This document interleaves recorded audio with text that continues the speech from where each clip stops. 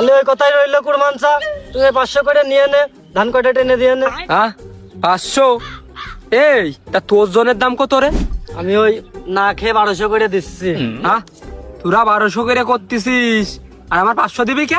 কষ্ট করে কাটলাম আমি, বানলাম আমি, ওই জাউলই দিয়ে দিলাম আমি, তুমি শুধু কষ্ট করে মাথায় করে টানবা, তাও তোমার 100 টাকা বেশি দিয়ে হয়ে গেছে।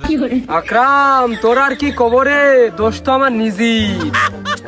আমার ছেলেটা যদি একটু আমার সাথে মাঠ মুখো হয় আর আমি যদি মাঠ মুখো একটু লেগেই থাকি, আমরা গৃহস্থ মানুষ রে। আরে তোর মতো ফকির মিসকিনের কাছে আমার আশা লাগে না, আশা তোর পায়ে ধরা লাগে না যে আমার একটুকুনি জন বয়, আমার ছেলেটা মানুষ হইলো না তাই রে।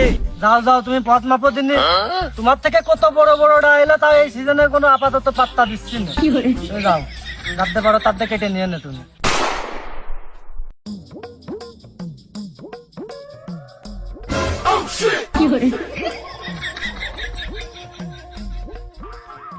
কি রিজাউল ভাই, তুমি এই গাছের নিচেই খায়? কিডা শরবত সুরাপ নাকি?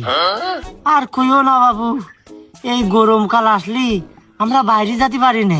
ও বুঝতে পারিছি কাকা, এই বাড্ডা বুঝেছি। ওই গরমের মধ্যে তোমরা খেয়ে আর বাইরে যাইতে পারো না, জানের মধ্যে আইঢাই করে কও।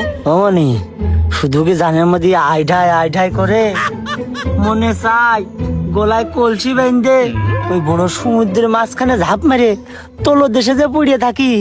কিন্তু রিজাউল স্যার, আমার কাছে একটা উপায় আছে। তুমি এই দিনের বেলায় গরমের মধ্যে না খেয়ে একটু রাত্রি সন্ধ্যা টানে খাইয়ে সারা রাত একটু পড়ে ধরে ঘুমাইলে জানে আমার কিন্তু ভালো লাগে, খারাপ না। হ্যাঁ, ওই ভুল কি আমি আবার করি? একবার রাত্রি আমি খাইলাম, খাইয়ে গালে গন্ধ করছিল, আর তো চাষি ধরে আমার কি মাইডা যে দিল। আমি কি পাগল নাকি তুমি আমার পাগল সাজাচ্ছ? তাহলে আর কি রিজাউল স্যার, ওই এক কাজ করে না, সব খাইয়ে দেয়ে আমার দোকানতে এক পাক দেখা করে আসবা, এক গ্লাস লেবু শরবত খাওয়াই দিবা, না লেবুটা বাড়িয়ে বিট মশলা বাড়িয়ে দিয়ে ও শরীর একদম শীত বর্ষা গরম কিচ্ছু টের পাবা না। তুমি রিজাউল স্যার থেকে যাবা না, শরীরের ভিতরে শান্তি অনুভব হবে না, যাই না। তোর শরবত কি খাবে রে?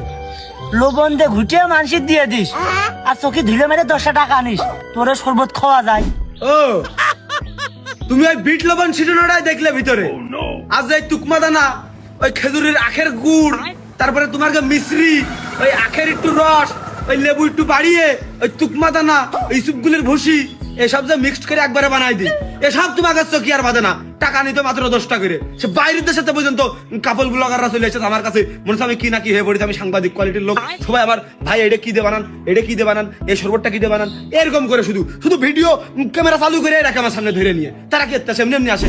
এ ওরা পাগল, ভিডিও করার জন্য কোনো স্কিপ পাচ্ছে না, তাই তোর দোকানে এসে ভিডিও করতেছে। উগার মতো কি আমি পাগল নাকি রে? তুই আমার কোনোদিন দেখেছিস তোর চাষির নে তোর দোকানের সামনে আমি আইছি? তা তুমি চাষির নে আমার দোকানের সামনে কি করে আসবা? তুমি তো চালাও বাটন ফোন, ও বাটন ফোনে তুমি টাচ ফোনের মর্ম তুমি কি করে বুঝবা? তে নে রে সুরাব, তুই যেহেতু এত করে করছিস, আমি সন্ধ্যার সময় যাবানে, যাইয়ে তোর এই শরবত আমি ভিজিট করে আসবানে। রিজাল্ট চা খবরদার না, তুমি গেলে অন্য টাইমে যাবা, সন্ধ্যাতে রাত পর্যন্ত তুমি আমার দোকানে আশপাশে যাবা না। ওই সন্ধ্যার সময় আসছে বাইরেতে মেয়ে বিলে আসে, এলাকারও মেয়ে থাকে, সব জায়গায় ভিডিও করে আমার ওই শরবত বানানো মানে দেয়। তোমার এমনি হাত দালো না, কোনে কি করতি, কার কি করবা না, কোনে কোন সামনের বুন্না ধরে টান মারবান, গা হাত পাই খুঁজা মারবান, চিমটি মারবান, ওই আমার শরবতেরও মান সম্মান যাবে না, আমারও যাবে না, সাথে তোমার তো গেলোই, তোমার তো এমনি তো মান সম্মান নেই। আর ওই ই করবা, ওই গেলু চাষির হাতে করে নিয়ে দেবা সাথে করে।